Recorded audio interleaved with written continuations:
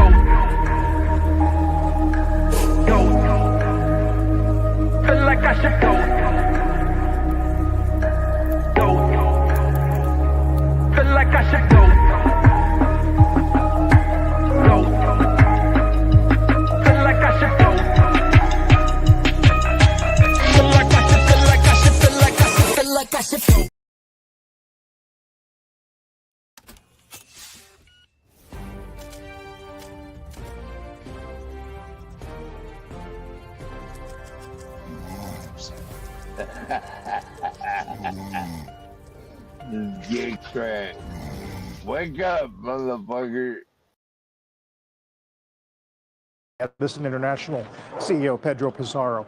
Pedro, appreciate the time. I know this is a very difficult week. I hope you won't mind me asking, just because the stock is on the move, whether or not there are investigations as to whether a power line was a potential cause. Well, thanks for having me. And let me just start by saying that this is heartbreaking in our community. My wife and I have lived in Pasadena, which is one of the impacted areas, for almost 37 years. So this is home. And a big thank you to all the firefighters and first responders and our workers helping out there. To answer your question, yes, there is a fire, which is now close to contained.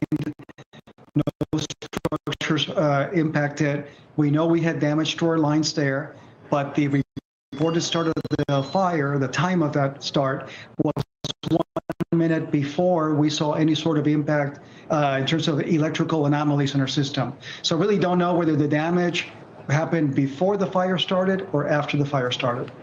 The fire that is in the most focus is Eaton, and that's the one that's a much larger fire in the Pasadena-Altadena area. Now, in that fire, we filed an incident report that we put that out because we had gotten interest from attorneys asking us to preserve evidence because there was media attention. But at the time that we filed that, and still now, as we do our telemetry, we do not see any electrical anomalies. And those are, it's pretty typical that you see those when you have a spark coming from equipment.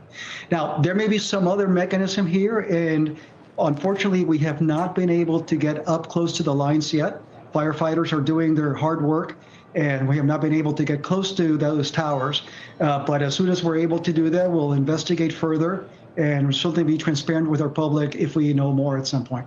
But fair to say at this stage, you haven't ruled anything out, and there's probably very little visibility on a timeline for further discovery, yes? It can take a while. And so, yes, it's uncertain what the timeline would be.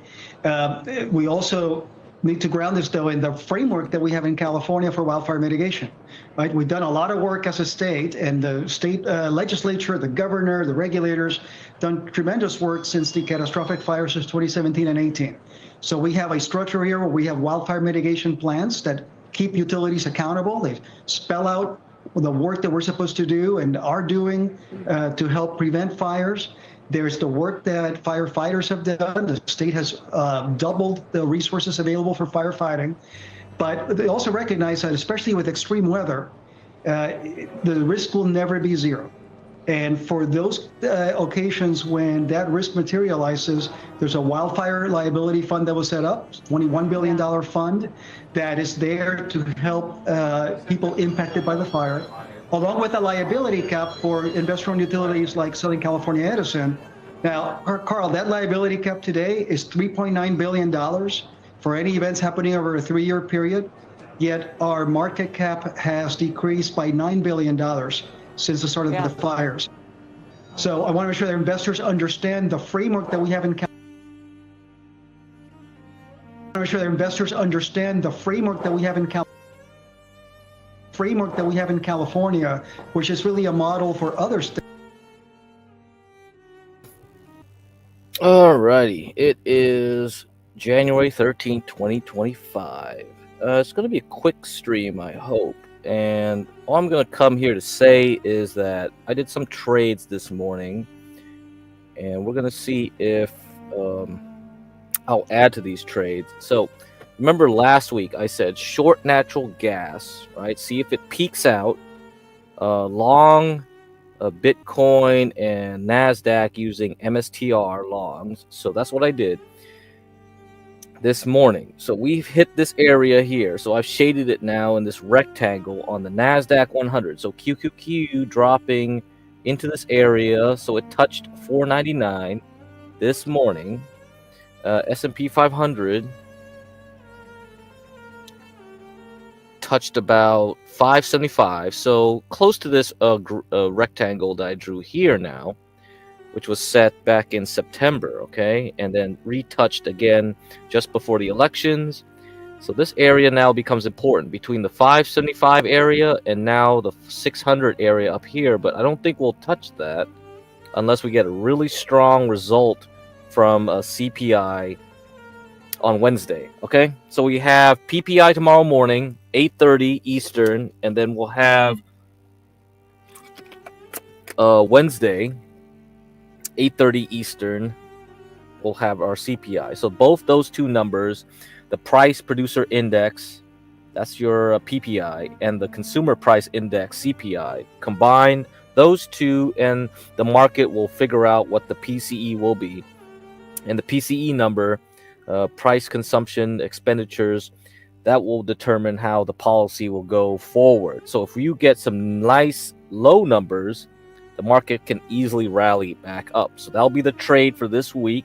See if that happens. If TSMC, who reports earnings early Thursday morning, if they in Taiwan, if they report very good earnings, then yeah, you can have semiconductors rally back up. That will help the NASDAQ continue its ascent back up here to the range, to the top of the range, and pull the S&P 500 back to 600. Those are the ones I'm looking for. Now, NASDAQ, natural gas here. You see this? Perfect. So we had a jump up overnight on futures open. So they had some good weather reports. England is pretty much freezing right now. So it pumped up right there to the top. Now we're pulling back here. So this is spot natural gas. So let me show you this. So this is the previous high. This is where I last shorted it around December 30th, right here. And now I'm doing it again, going down here. So if it can break this rectangled area that I drew between 3.9 and $4 a million barrels, British thermal units. If it can get through there, then we can see if it can drop through here and through here and through here. So that'll be a good short. So I got cold below 35 this morning using this ETF to short it. So yeah, you can get that below. And if you did pre-market, yeah, you could have got a cheaper price below 32. So let's see if it can go up to 40, 50. That'll be a good swing trade right there. Okay. And if you're doing the S&P 500 trade or the Bitcoin trade, then you use MSTR. So you could have got this morning. Okay, let's see how this went. Okay, you could have got this morning at 300, about close to 300. And I used the MSTX ETF, so I did the leverage one. So I sold some at the morning. So that was a quick 10% scalp. I kept some. And if it can go back, it'll be a good add, but that'll depend on the CPI. I'm not going to risk too much on that because right now, if you look MSTR, let's look at the MSTR back to the MSTR chart. You can see that it's pretty weak. We have a MACD below 0 right now. There's no trend as of yet, but yeah, I would say it's a hard sell for me to see this thing back at 380. or even 400. If this can go up to 350 about there, then yeah, I would probably short it again. Okay, so last week we shorted it, right? So we went long from New Year's up there, shorted it back down. Now one move back up, shorted again. And if you short it, use MSTZ, and you can use that leverage to short. Otherwise, use options, or you can short it using a margin account. You can short the shares directly. But yeah, you can use MSTZ to short it. So yeah, if this thing comes back down, you can short it again. That's all I'm gonna do, and wait for this coming 2-3 weeks. See if how high it can go. The other thing I noticed today, this morning, was SMCI. SMCI had a pretty strong dip. I think it was down 10%, nearly 10%. So I just decided, yeah, I'll take it because it was going down with the rest of the market. Take that, and I'm using SMCX. So that was about a 7% move. Sold that, and I held some. And I'll add more if I see continuation on Wednesday off of CPI. So if we get a good continuation, yeah, I'll buy more SMCX. So if you're doing that leverage, yeah, it was down 21%, 2x leverage of the SMCI. Okay, SMCX, you can use that to trade. Now, the other thing to notice was semiconductors, right? We have TSMC earnings this week. So if you wanted to see if you can get a long trade, yeah, you could have got SMCH, SOXX, another one, same thing. You could have got that, right? But you can also use SOXL, SOXL, get that at around 26, 27, and then see if it can go back up to 30. You can do a quick trade there. SOXL is 3x leverage of SOXX. Okay, so those are all the tickers I put on the bottom for you guys to look at. Now, the video was showing EIX. EIX, Edison International. This thing has been killed by those wildfires. And if the CEO is right, this wasn't the cause of the wildfires due to power lines falling over. And this would be an easy no-brainer trade. So I grabbed some at 56 today. See if it can get back up to 70, you know? That will be easy trade right there. So that's another trade you can make. EIX. Let's see what the other ones. PCG, Pacific Gas, and Pacific Electric and Gas Corporation, PG&E, Gas and Electric. So you can get this one. I was saying, like, yes, watch this one to buy, along with Hawaiian Electric. So this thing has been going down on sympathy with EIX, but it's Northern California. I have no idea why it matters that this thing is following it, but it is following it. And you can get it below 17. So on Friday, I bought a little bit at 17. I bought some more here at 16.3.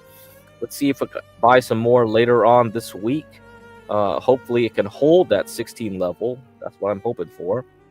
Now, what's the other one? Hawaiian Electric. I said below 9 you could buy, so it's been dropping. I don't know if it's because of those wildfires, though, since it's Hawaii, but definitely it's going down in sympathy because of the high bond rates. Hawaiian Electric does not pay any dividend, so high bond interest rates means there's a lot of competition for bonds versus utility stocks. And when you have a utility stock that does not pay any dividend, it definitely looks terrible. So yes, definitely looking to buy here this week at around 8. Maybe it'll drop below 8, but yes, I'm looking at HE, Hawaiian Electric.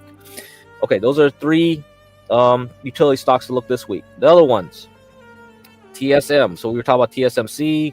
It's going to have earnings, see how this goes. This is going to pretty much decide a lot of how the NASDAQ will move after CPI. And then after that, let's see, what's the other one? Intel. Intel now below 19. Okay, this thing is now below 19. So I am watching this one as well. So I'm looking for new stocks to buy for a longer term hold, buy and hold. This is probably not a good idea to buy this during this moment in time. You could probably get a lot cheaper after February, so pay attention. You might be able to scoop this up at really bargain basement prices after earnings. It will release earnings Thursday, January 30th. So watch then. You might be able to get it real cheap, really cheap at 15. Okay. See what else we got. mRNA. mRNA had some bad news. It's saying its earnings are going to be terrible because nobody's taking COVID vaccines. It is down 20%. So it has earnings on February 20th. You might be able to scoop this up on the cheap as well. So anything below 30, let's watch and see, okay? But, well, I mean, it could hold. But I don't think it will. Yeah. Healthcare and the biotech sector is pretty weak. If, bonds are still at a high rate at this moment. But we'll see. We'll see. Okay, so those are the stocks to watch. You see them scrolling down at the bottom. All right. So very quick stream today. I just wanted to give you those trades that I'm gonna do this week. I'm gonna play. Let's see if I can come back here. I gotta reboot the whole thing, and I'm gonna play some gold, silver miner stock cycles. So I'm gonna watch those things as well, silver and gold miners this week. And we also have oil, right? And so far, XOP ETF has been going up. Very nice with oil. XLE going up, very nice. But yeah, we're close to certain areas where I would say, yeah, it's gonna get stuck here. So you got time. You got time to watch these things, okay? You got time to watch these. So it's not ready to buy aggressively yet. Let's see how it goes in the coming weeks. All right, with oil and gas. So XLE, XOP. I'll tell you what I see, and then we can see how which natural gas stocks to load up on, or if we're going to do ETFs or not. Okay. All right. I'll be back. Hold up. Hold up.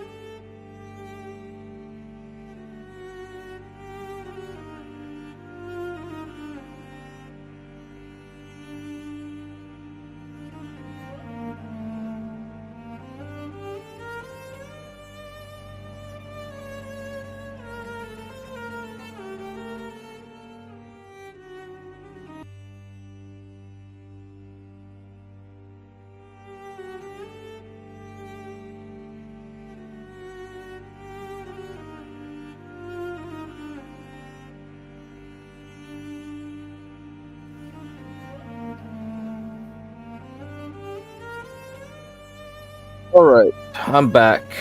Let me just show you guys this article. I'm gonna show you one article first on China, and we can go to the video and then make it real quick today.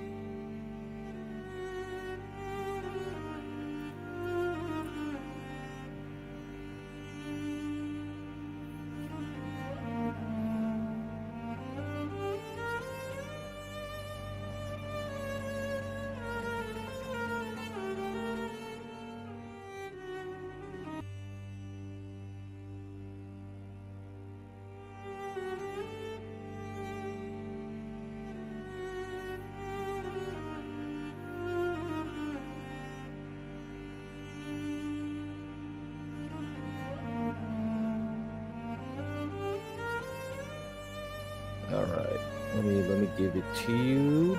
The link in the chat.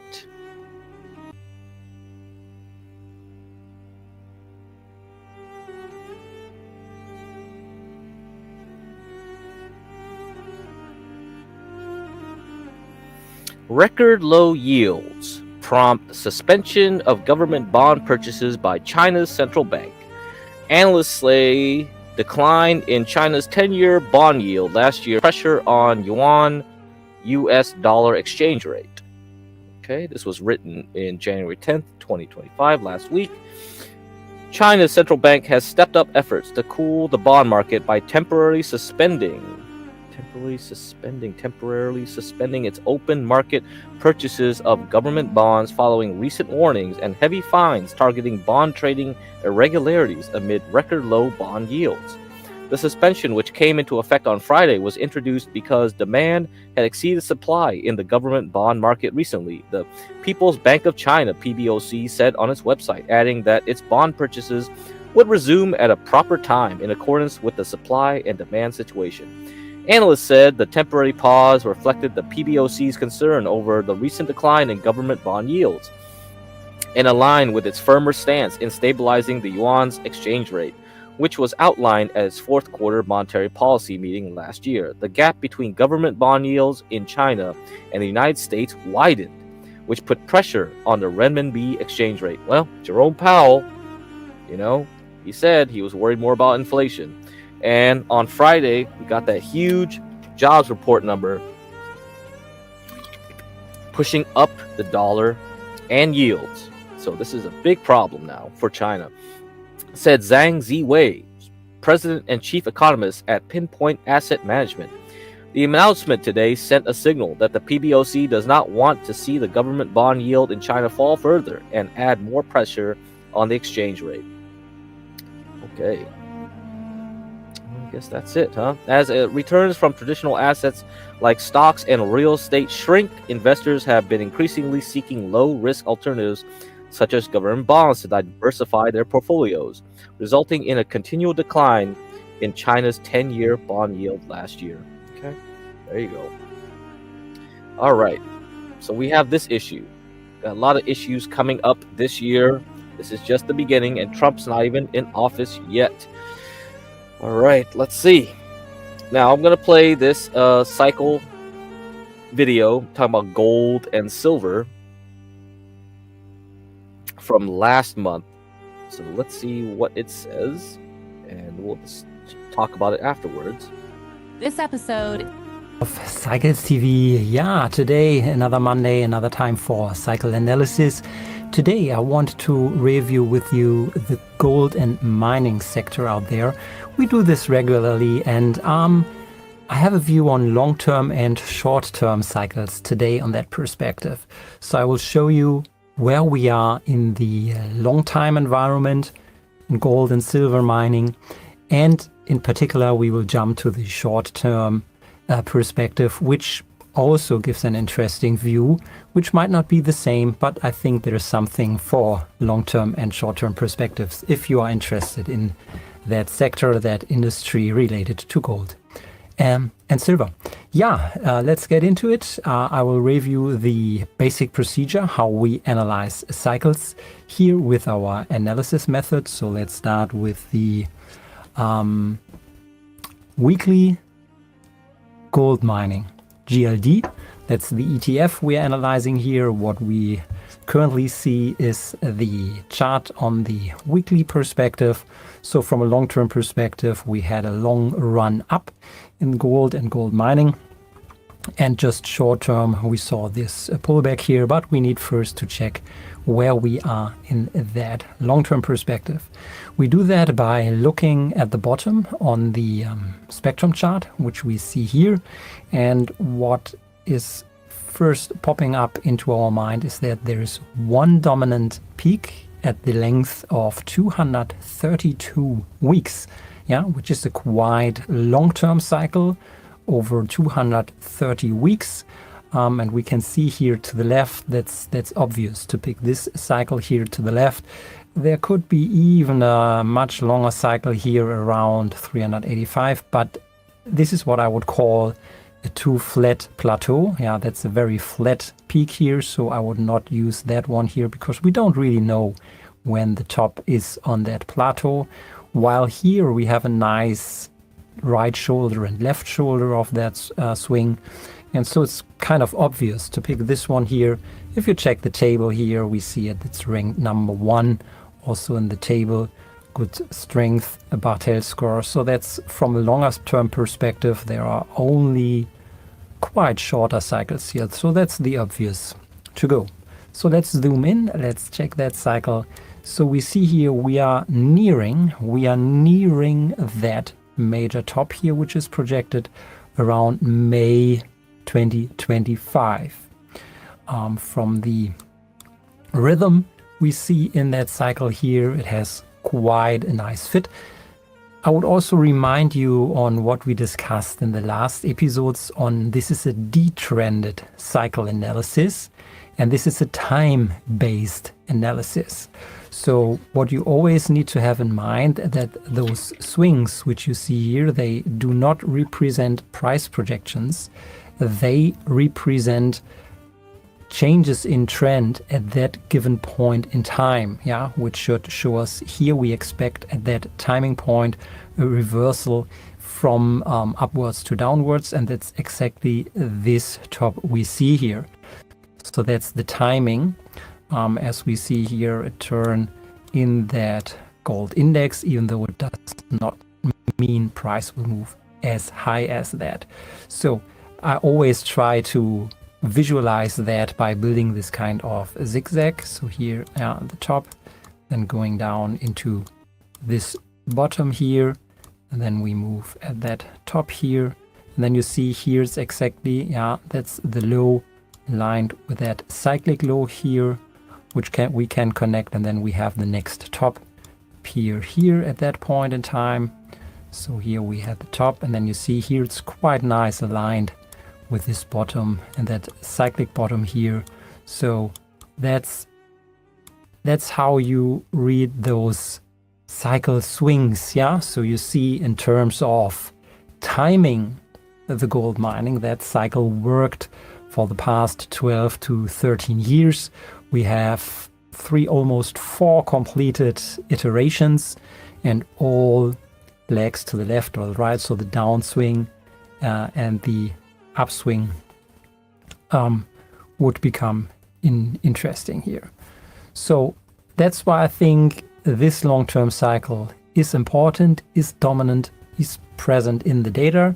So from a long-term perspective, we are watching here for a major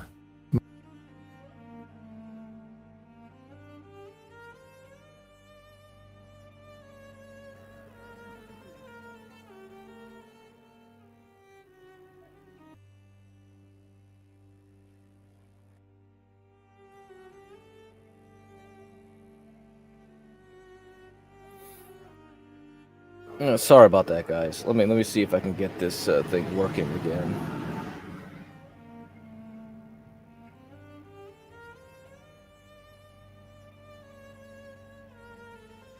This episode is intended exclusively to provide information. Then 93, so this is from here, in that case, to 2023 perspective, we are watching here for a major change in trend, or if we stay in this long upward phase. So You also see what happens as we approached the last downswing from the timing perspective here. So this was the last downswing period of this long-term cycle, which is kind of around the corner.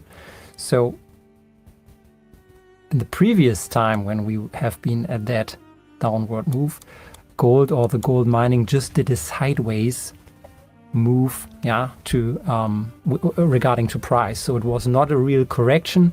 We stayed in this long-term upward trend. So the downward phase, which is just coming, will then maybe just pause the next upswing. So this is what could also be a pattern. So not really a correction in the gold prices, maybe just a sideways movement of the gold prices then for the next 2 years, as we had a similar situation here from 2020 to 2023. So it's maybe waiting for the next up leg to start. But what we also need to take into account, we are not quite there. So there might be room for another upswing or continuation of that upswing here. And to get a better clue on the fine-tuning on that, we anyhow need to go on the shorter term in the daily time frame. This is just the larger perspective we need to take into account. So that's the weekly. So now let's move to the daily, which is then obviously the next, the daily gold mining. So we stay at the gold mining industry, and we can see here that's the correction now. We have seen from 260 now down to 10% correction. So on the short term, long term, it's quite a nice up move here, 2023, 2024. If we look at the spectrum here, in that case, we need to be careful here with this longer term cycle. We need to put an eye on, but the left shoulder here is not as nice. So, but there is another peak, which at least for me is quite interesting. It's this one here, 104 days. That stands out. You see to the left, there is no similar cycle, and it's quite a sharp peak in that spectrum. If we look into the table view at the right, we see 104 is also listed here as the most dominant cycle. Then 93, so this is the second one here. But I would start with the 104, maybe then at this longer term cycle, 329 days. So let's see. Let's start with the 104 first. And this is what I meant, as we might see a different perspective here on the daily view. So first, that cycle also has a nice correlation in regards to timing ups and downs in gold over the past period. And now this cycle is bottoming and might suggest another up leg around the corner into early 2025. So that's now the fine-tuning which we really need to do. We could now check if we have a different view. Let's add this 93 days, so which is this second cycle here. Let's add that one as a kind of composite and see if we have a shift. You see the obvious, which I would expect. So it does not really matter if you pick both or just one of those two cycles here. So now it does not even look like a composite, but this is a composite out of two cycles. You only will see it once I zoom out a lot here. It looks like just one cycle here, which at some time they cancel out each other, and another time they just add up to each other at that length. So it's just interesting here. But what we're looking for is the next important turning point in regards to time. So that's the composite, which is from now projecting an upswing, the composite of both cycles. Let's now just use the 104. You see it does not really alter the projection into February, or even let's just use the 93 days. It's the same. So it doesn't really matter if you pick 93, 104, or both of them. They give you the same projection, which is quite good. So it would be a different perspective if those two cycles would give us completely different projections. So, but in that case, those two cycles just give the same. So the only topic we now need to add in addition is this long-term cycle, 329 days. That one here, even though it's not a perfect one, but let's see. Or let's just first see that long-term cycle here on its own. So this is now a downward projection into March 2025. So they don't completely agree, or they disagree, like telling it that way. But if you now add all three cycles into a kind of composite, you see here there's still an outstanding interim upswing phase now shown into early 2025. And you might remember, if you have a look at the weekly chart, we still expect the overall top to arrive early here April 2025. And as I said, there is still some room or some time to go on the weekly until March, April, until we arrive at the top, which would be in alignment with the daily view here, that there might be still one up leg left on the daily cycles. And at that point here, somewhere end January, February, so at that point in time, this is where the weekly and the daily cycles come into alignment. So after February next year, the weekly and the daily project a downward movement. But into February next year, so the next 2 months, there could be another upswing in gold. Finally, we need to put in on the technicals here. So we use the length information from those cycles now to fine tune the technical indicator. Let's do this with the 104. Let's activate that cycle. And this is, let's make this even quite larger here. So this is what is also kind of confirmed. So the technical indication shows us here we have triggered a possible long entry here back in November, so end of November, yeah, which has now also from a time-based view here now moved to the upside. So now the technical signal, which came in late November, is now being confirmed by the timing of the cycle moving upward. And from the technical condition, we would have time now that this indicator also moves up into early 2025, then maybe turn around at that timing point here, and then the daily and the weekly come into alignment. So long story short, what I want to tell here is, from a short-term perspective, there's some room for another upswing, while longer term, watch out for maybe a major shift or just a sideways movement which could last a little bit longer. Let's now, at the silver perspective, as gold and silver are anyhow highly correlated, but now we switch to the silver ETF. I'm using the juniors in that case because the juniors have a much cleaner view on silver. Otherwise, it's anyhow mixed between gold and silver.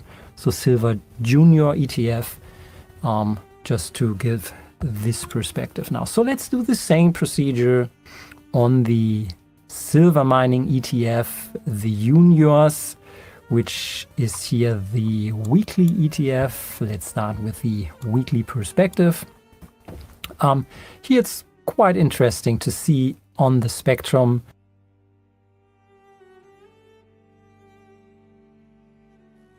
Hold up. Let me see if the video still works for you guys. Yeah, okay. Let me. It looked like it paused for me, but I don't know. Let me see. Okay.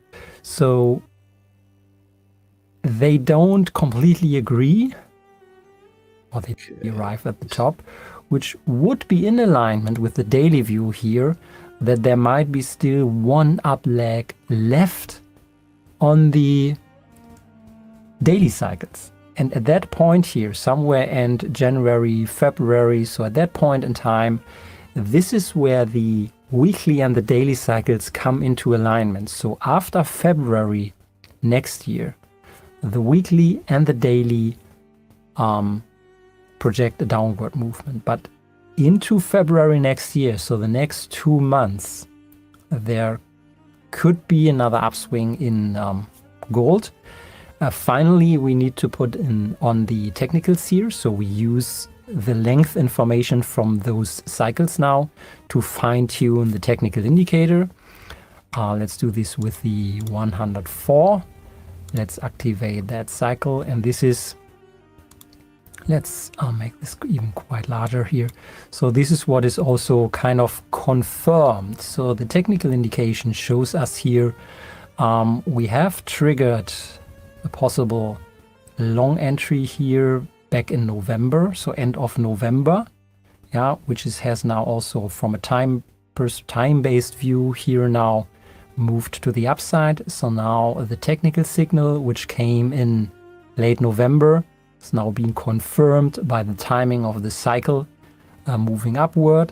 And from the technical condition, we would have time now that this indicator also moves up into early 2025, then maybe turn around at that timing point here, and then the daily and the weekly come into alignment. So long story short, what I want to tell here is, from a short-term perspective, there's some room for another upswing,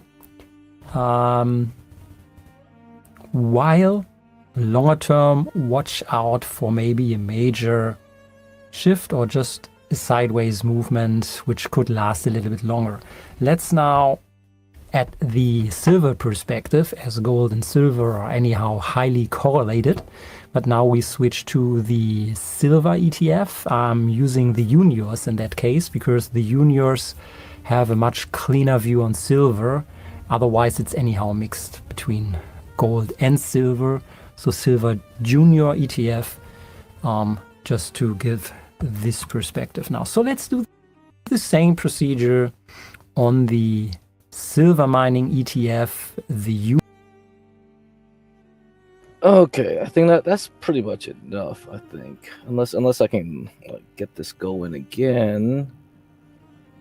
Let me see, because I want to get through this point here. See if I can get through at it without the silver perspective, as gold and silver are anyhow highly correlated. But now we switch to the silver ETF. I'm using the juniors in that case because the juniors have a much cleaner view on silver. Otherwise, it's anyhow mixed between gold and silver. So silver junior ETF, just to give this perspective now. So let's do the same procedure on the silver mining ETF, the juniors, which is here the weekly ETF. Let's start with the weekly perspective. Here it's quite interesting to see on the spectrum that, I mean, here for sure it's obvious, 213 weeks, that's the most obvious cycle. And to the right, I mean, that's quite perfect that you see this even go down close to zero. Yeah, so the right shoulder and the left shoulder is really moving down to the start of that axis here, which is an indication that this is an important cycle here. If you have that clean separation to the left and to the right, and the threshold offset here from the amplitude is also quite high. So there's also a separation from the amplitude, yeah, to the next lower cycles, which would kick in here on that level here. So that's an interesting view. And I mean, this cycle could maybe even be spotted just visually on the chart. That's quite interesting. So there's, I think, no discussion that this is the most obvious here. Let's compare this now first, as this is the weekly perspective. Maybe you have it in mind, but let's switch now to the gold weekly. Here, remember, we have still an outstanding upswing into May 2025, yeah, for that timing. And gold weekly was quite similar. So that's the first, even though the weekly had a length of 232 weeks, while silver juniors had 213 weeks.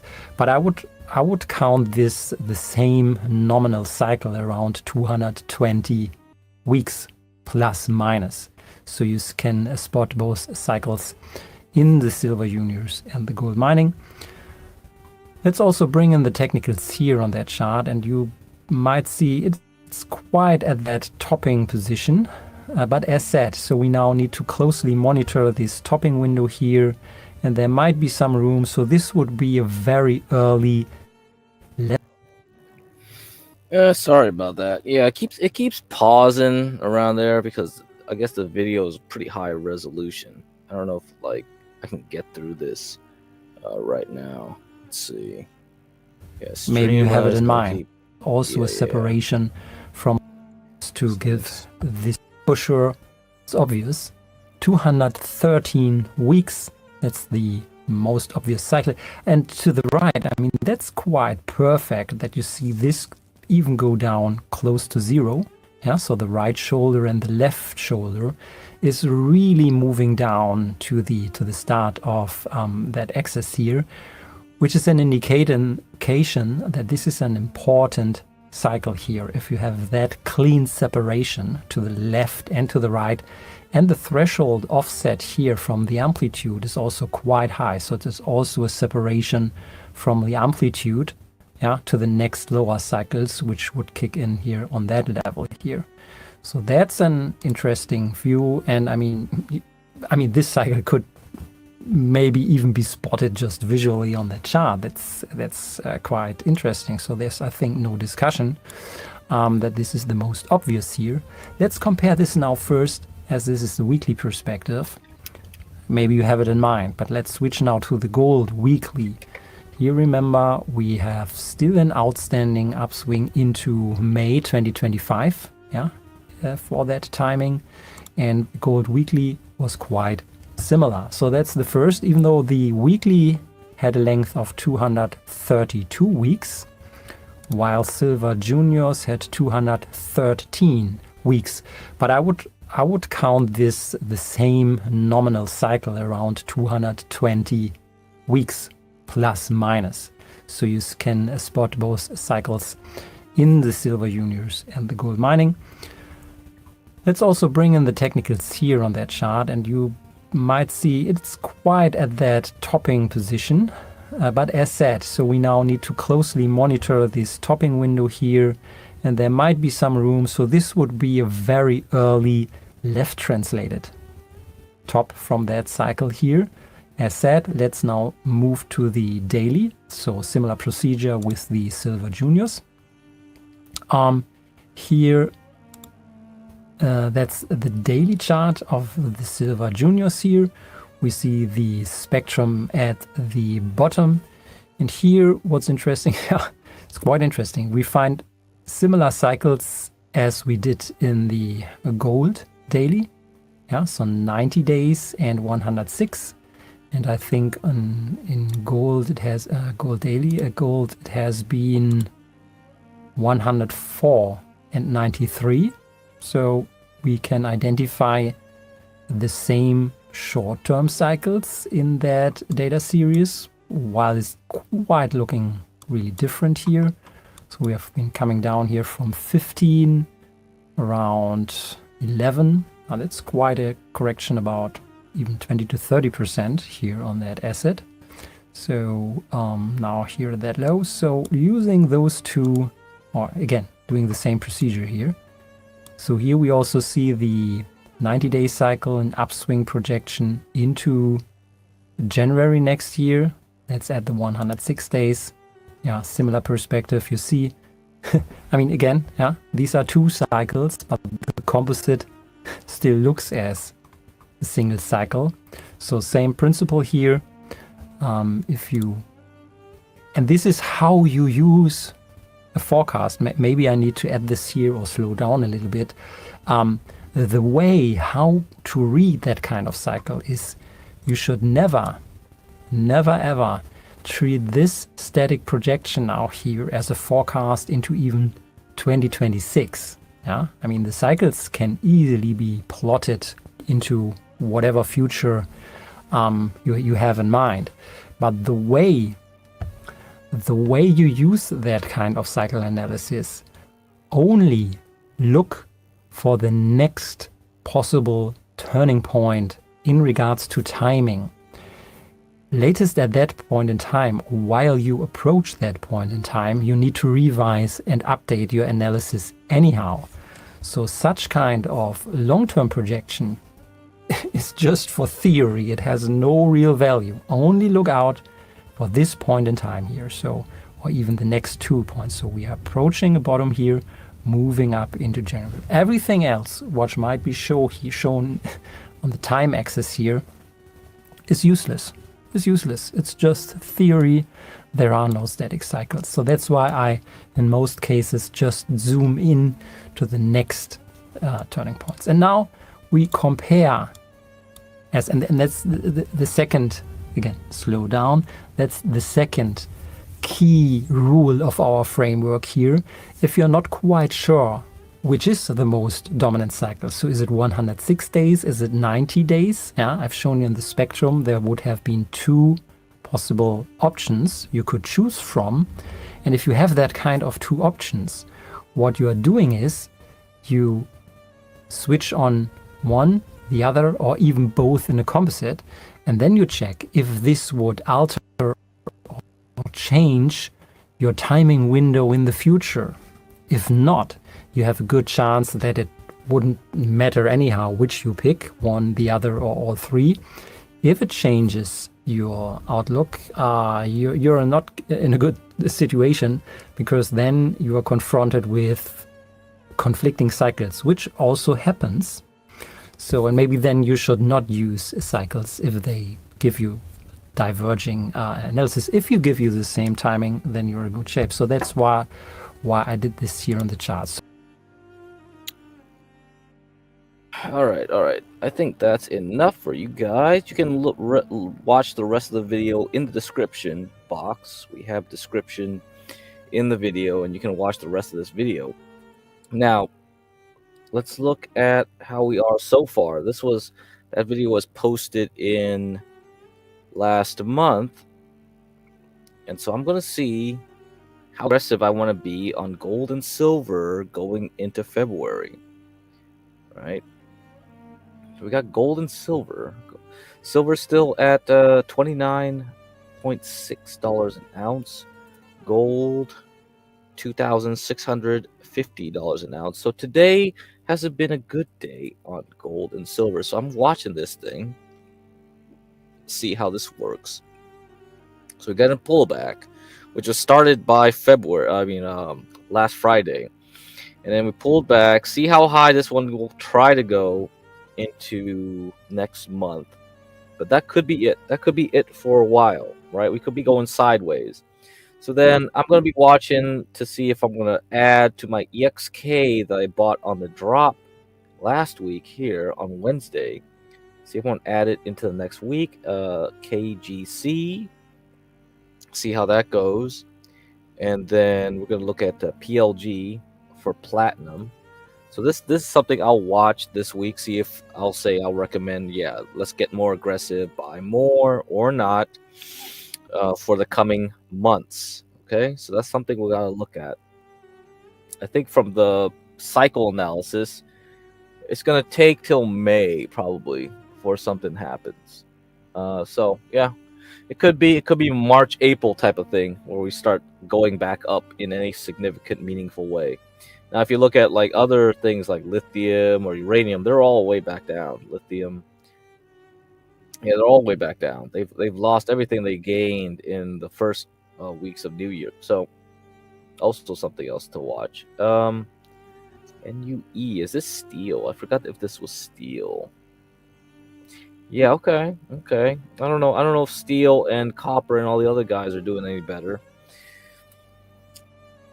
Not. China having issues. So yeah, the other metals, not sure yet.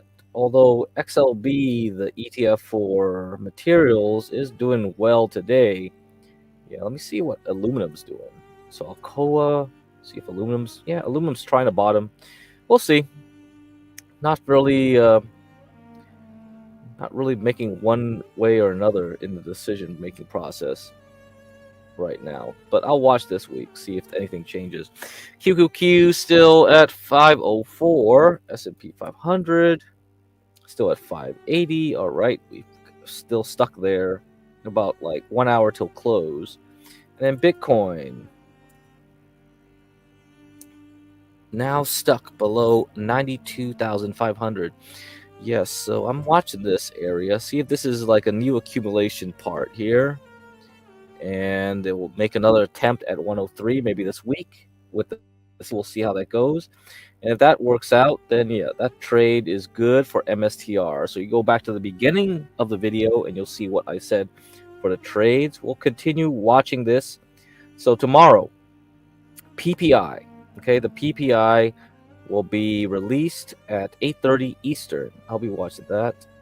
I haven't seen anything else. EIX, something I put in for Edison. Yeah, okay, still doing good. All right, so since I got in at 56, who knows? Maybe I'll get something good into the summer. This will recover everything it lost back into the 70s. Not a bad trade there with the utilities. CEG, what I was mentioning last couple weeks, it had nice news on Friday, so it pumped on the merger. We're going to see where this pulls back, see if I'll add to it. All right, CEG, Constellation Group. That's another utility. Okay, guys, I'll see ya. It's about 1 hour now, so got done through that. Please donate to Porsche J. All right, let me put up the thing again. Porsche, you see that Cash App, and put up the banner. You'll see like her email. You can use PayPal, and if you want, you can use the Urban Landlord Streamlabs link, so you can send money through Streamlabs. Here, let me put up the link here for you guys.